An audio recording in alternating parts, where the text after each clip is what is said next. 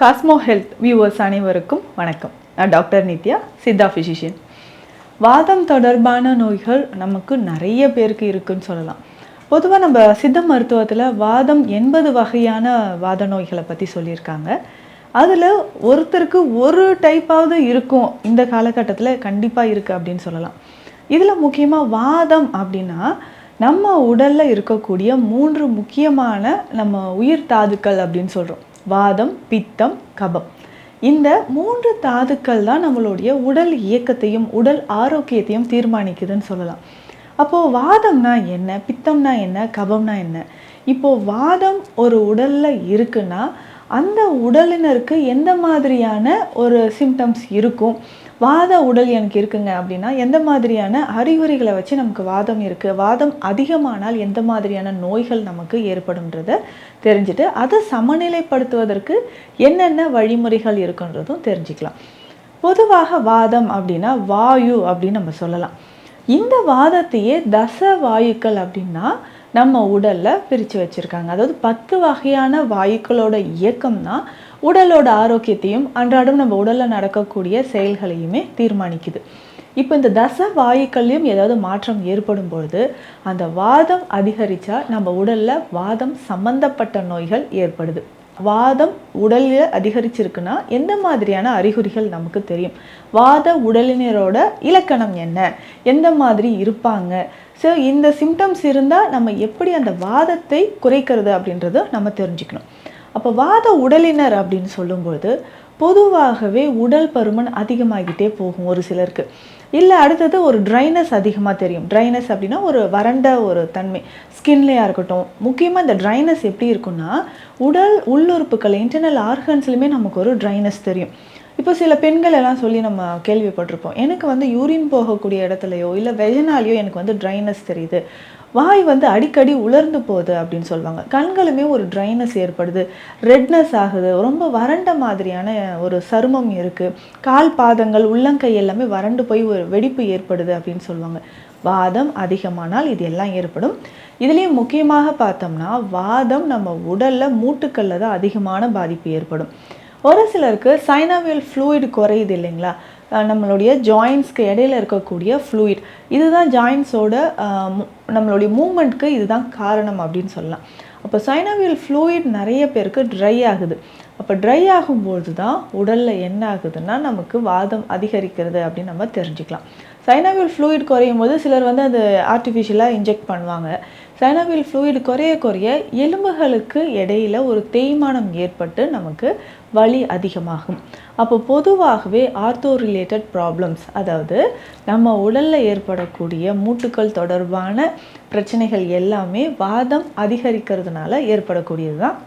அப்போது வாதம் அதிகரிச்சிருக்குன்னா எந்த மாதிரியான உணவுகள் நம்ம எடுக்கணும்? இப்போ பொதுவாக பார்த்தோம்னா ஆஸ்டியோ ஆர்த்ரைட்டிஸ் அப்படின்னு சொல்லுவோம். அதாவது 2 எலும்புகளுக்கும் இடையில நமக்கு வரக்கூடிய வலி ஆஸ்டியோ ஆர்த்ரைட்டிஸ், எலும்புகளின் தேய்மானம், இது அழல் கீழ் வாயு அப்படின்னு சித்த மருத்துவத்தில் சொல்லுவாங்க. அடுத்து ரொமட்டாய்டு ஆர்த்ரைட்டிஸ். இந்த கிளைமேட்டில் இந்த குளிர்ந்த காலத்தில் நிறைய பேருக்கு ரொம்ப அதிகமான வலியை தரக்கூடியது ரொமட்டாய்டு ஆர்த்ரைட்டிஸ் அப்படின்னு சொல்கிறோம். இதை முடக்கு வாதம் இல்லைன்னா சரவாங்கி அப்படின்னு சொல்கிறோம். இந்த முடக்கு வாதமே பார்த்தோம்னா ஒரு ஆட்டோ இம்யூன் கண்டிஷன், நம்ம உடலில் மேஜர் அண்ட் மைனர் ஜாயின்ஸில் அதிகமான பெயின் அண்ட் இன்ஃப்ளமேஷனை உண்டாக்கக்கூடியது. ஸ்வெல்லிங் அண்ட் ரெட்னஸ் இதுவுமே நமக்கு இருக்கும். வீங்கி சிவந்த ஒரு நிறத்துலையும் நமக்கு காணப்படும். மார்னிங் ஸ்டிஃப்னஸ் அதிகமாக இருக்கும்னு சொல்லலாம். மார்னிங் ஸ்டிஃப்னஸ்னால் காலையில் எழுந்திரிச்சோன்னே கை கால் மூட்டுக்களை மடக்கவே முடியல, ரொம்ப வலியாக இருக்குது அப்படின்னு சொல்லுவாங்க. இந்த மாதிரி கண்டிஷனும் நமக்கு இந்த முடக்கு வாதத்தில் ஏற்படுது. அடுத்து பார்க்கின்சன் டிசீஸ்ன்னு சொல்கிறோம் இல்லைங்களா, இதுவுமே நடுக்கு வாதம், வாதம் தொடர்பாக வரக்கூடியது தான். வாதம் உடலில் நரம்புகளில் பாதிப்பை ஏற்படுத்தி வரக்கூடிய நடுக்கு வாதம், இந்த பார்க்கின்சன் டிசீஸ் அப்படின்றதும் வாதம் சம்பந்தப்பட்ட நோய்களில் தான் வருது. இதுவே ஒரு சிலருக்கு பார்த்தோம்னா வாத நோயோட மூட்டுக்களில் அதிகமான வீக்கம் இருக்கும். வீக்கம் இருந்துச்சுன்னா வாத நீர் அந்த மூட்டுக்களில் சேர்ந்துருக்குன்னு நம்ம தெரிஞ்சுக்கலாம். அப்போது ஒரு சிலருக்கு வெயிட் கெயின் ஆகுதுன்னு நான் சொன்னதுக்கான ரீசன் இதுதான். அப்போது உடலில் அதிகமான நீர் சேர்ந்து உடல் பருமன் அதிகமாகிட்டே போகும். இதுவே நரம்புகளில் அதிகமான வாத நீர் கோத்து இருந்துச்சுன்னா மயஸ்தீனியா கிராவிஸ், எம்ஜி அப்படின்னு சொல்லுவாங்க, மயஸ்தீனியா கிராவிஸ் மாதிரியான நோய்கள் ஏற்படவும் வாய்ப்புகள் இருக்குது. இவ்வளவு நமக்கு வாதம் பாதிக்கப்பட்டால் அதிகமானால் நமக்கு இந்த பிரச்சனைகள் ஏற்படுது. அப்போது அதிகரித்து இருக்கக்கூடிய வாதத்தை எப்படிங்க நம்ம சமநிலைப்படுத்தலாம் அப்படின்னா, முதல்ல வாதத்தை அதிகரிக்கக்கூடிய உணவுகளை முற்றிலுமாக நம்ம தவிர்க்கணும். அது என்னென்ன அப்படின்னு பார்த்தோம்னா, கிழங்கு வகைகள், அதுக்காக பருப்பு வகைகள், கடலை வகைகள்லாம் சொல்கிறோம் இல்லைங்களா, இதில் எல்லாமே வாதம் அதிகமாக இருக்குது. இதை நம்ம உணவுலேருந்து தவிர்த்துறது ரொம்ப ரொம்ப நல்லது. அடுத்ததாக பார்த்தோம்னா, அதிகமாக புளி சேர்த்து சாப்பிட்றதோ இல்லை புளிப்பான உணவுகளை அதிகமாக சாப்பிட்றதும் அவாய்ட் பண்ணிக்கணும். குளிர்ந்த உணவுகள் சாப்பிட்டாலும் வாதம் அதிகரிக்க வாய்ப்புகள் இருக்குது. அப்போ குளிர்ந்த உணவுகள் சாப்பிட்றதையும் நம்ம தவிர்த்துக்கணும். ஸோ இந்த மாதிரியான உணவு பழக்க வழக்கத்தோடு உடல் உஷ்ணம் அதிகமாகாமல் இருக்கணும். வாதம் சமநிலைப்படுத்தணும் அப்படின்னா நம்ம என்ன பண்ணணும்னா, விரேஷனம் அப்படின்னு சொல்லக்கூடிய வேதி மருந்து முறைகளை நம்ம எடுத்துக்கணும். இப்போ வயிறை சுத்தப்படுத்தக்கூடிய மருந்து வகைகளை நம்ம எடுத்துகிட்டு வந்தோம்னா நிச்சயமாக வாதம் குறைய ஆரம்பிக்கும்.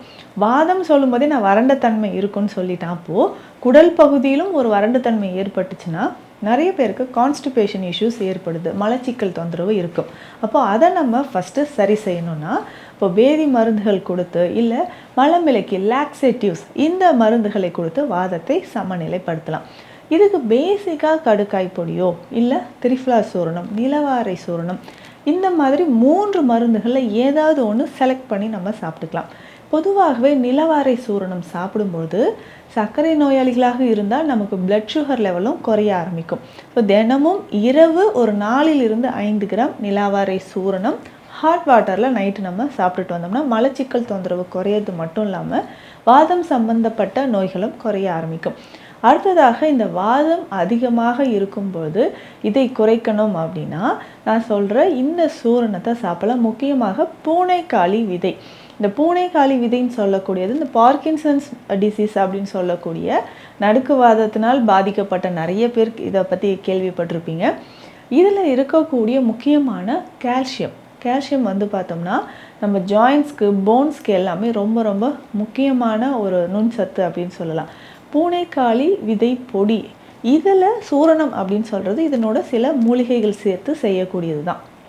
மூலிகைகள் அப்படின்னு சொல்லும்போது இதனோடையே சதாவரி அப்படின்னு சொல்லக்கூடிய தண்ணீர் விட்டான் கிழங்கு, நிலப்பனங்கிழங்கும் சேருது, முக்கியமான மூலிகையாக சேருது.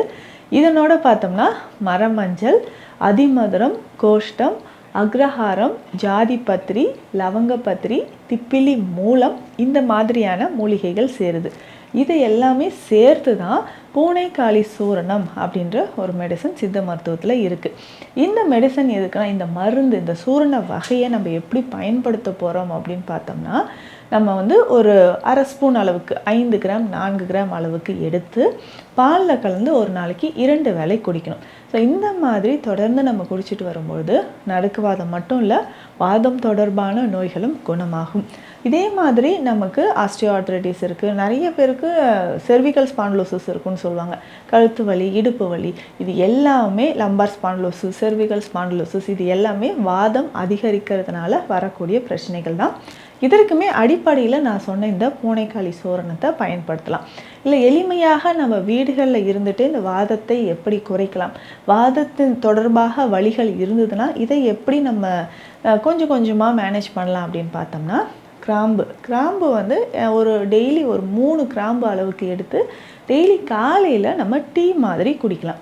இதில் என்னென்ன செய்யுதுன்னா, ஒரு 3 கிராம்பு போட்டு, ஒரு ஏலக்காய், வெற்றிலை இருந்தால் ஒரு 2 வெற்றிலை போட்டு நல்லா பாயில் பண்ணணும். ஸோ 2 கிளாஸ் தண்ணீர் விட்டோம்னா 1 கிளாஸை வந்ததுக்கப்புறம் வடிகட்டி இதை வந்து நம்ம காலையில் டீ மாதிரி குடிச்சிட்டு வந்தோம்னா உடலில் இருக்கக்கூடிய வாத வலிகள் குறைய ஆரம்பிக்கும்.